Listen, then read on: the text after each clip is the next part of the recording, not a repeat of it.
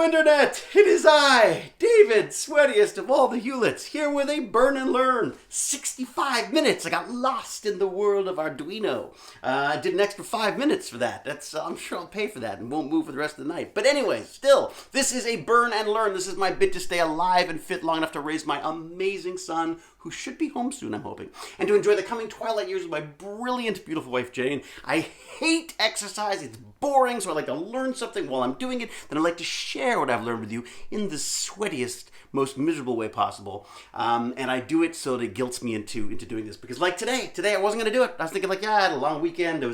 Had this crazy, had to call the cops last night. I'll tell you that later. I didn't sleep much.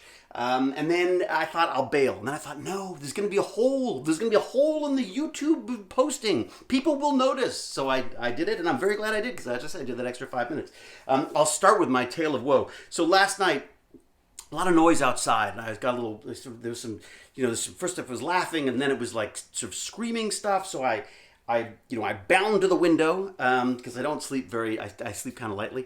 And there was this poor guy who was having some kind of I don't know whether it was a seizure or a breakdown, but he was screaming and writhing around and climbing over snowbanks and falling in the road. And so I called the police and said, look, you got to get someone out here. It's freezing cold. This guy's gonna kick it. And they said, what does he look like? And I was looking, and I was like, oh my God, this guy's he's like a 20-something-year-old. He had like nice hair and like a nice jacket and like fancy new running shoes and stuff and this really cool little knapsack. And I'm thinking like, this guy looks like this guy may not be drunk. This guy may be like having something serious. So anyway, called the police, and I felt guilty because I thought I'm just leaving it to the police. So I went out to see if the guy needed any help, and it was the weirdest thing. So he's staggering around literally staggering in a snowdrift and doing this weird sort of twitchy thing.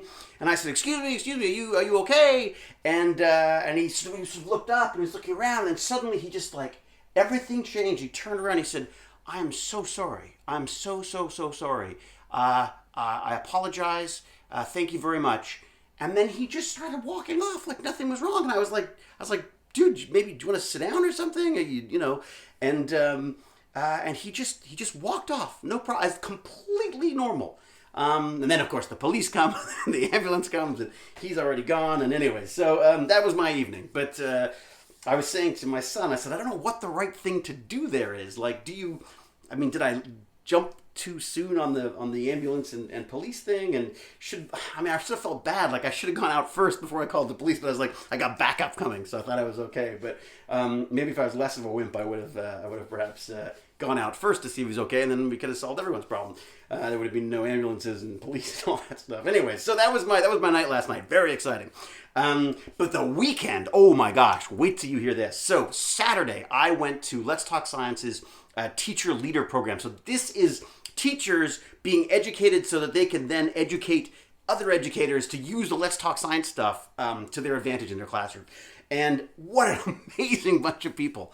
Not only did they actually listen to me, although admittedly they were eating their lunch at the time, so I think they were captivated by food, and I just happened to be droning on in the background. But just some great ideas, and talking about laser printers and 3D printers and the stuff that they've been doing and the interactions they've been having. And they were asking questions about the Tech Bandit stuff and how the assistive stuff works in. It was such an amazing afternoon. I was like, I'd finished talking. They're like, well, you can go if you want to. I was like, no, I don't want to go. So I sat at a table and listened to them chatting about their approaches to this Let's Talk Science stuff. So just 2 thumbs up. Thank you to everybody who was there. You are just an inspiration. You are wonderful, wonderful people, and I cannot wait to see what brilliant minds you inspire because of your newfound knowledge from Let's Talk Science. And they're going to be doing webinars from here on in on all the different programs, and I'm very, very jealous of them. I started by saying, I applied for this, but apparently, you got to be a teacher, and this whole thing about having to be qualified. And anyway, so that was my Saturday, and then Sunday,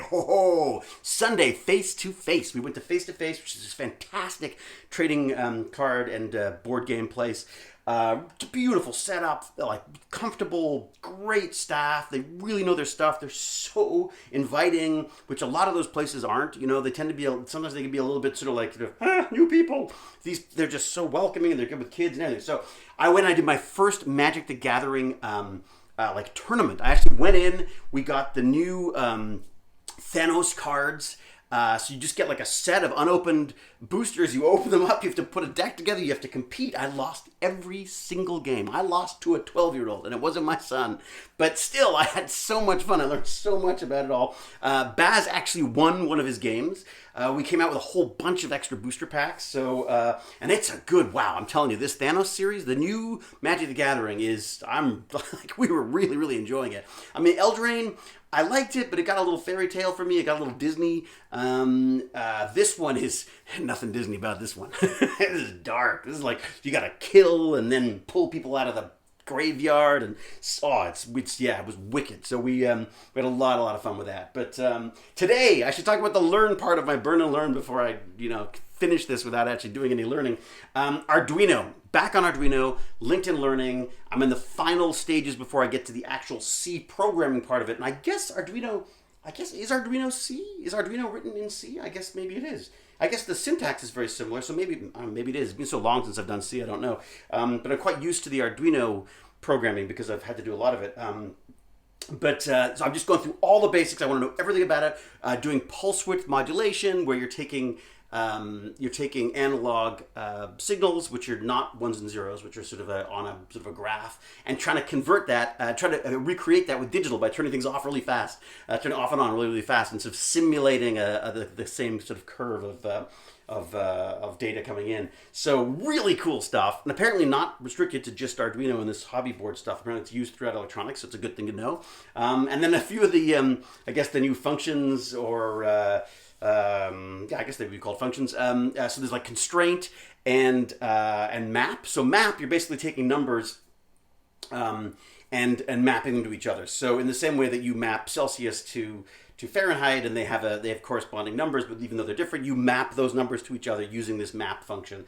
So you can map the input of like a joystick to the output of a motor, depending on speed and direction, all that kind of stuff. And you map the two different sets of numbers together. Very cool. And then constraint, which is really cool for sort of calibrating everything off the top, which is kind of neat. I've never really heard of doing this before with Arduino, but the idea that you can sort of set your highs and lows in the first little section of the program, so that everything's sort of calibrated and ready to go when you start using it. So like a light sensor, you don't want to sort of like set it all up in a beautiful bright lab and then take it into a dark room and it doesn't register anything. So the idea is that you take it into that dark lab, it automatically constrains its high and lows depending on what it's sensing, and then you get much better and much more responsive readouts. So really cool stuff, as you could tell. Obviously 65 minutes is probably taken an hour and 5 minutes just to tell you all about it. But so the weekend, Arduino, lots of fun. Tomorrow, the Steam Sisters. So I'm going to do a lot of tidying up in here because there's a ton of mess, and we want to do some filming in here.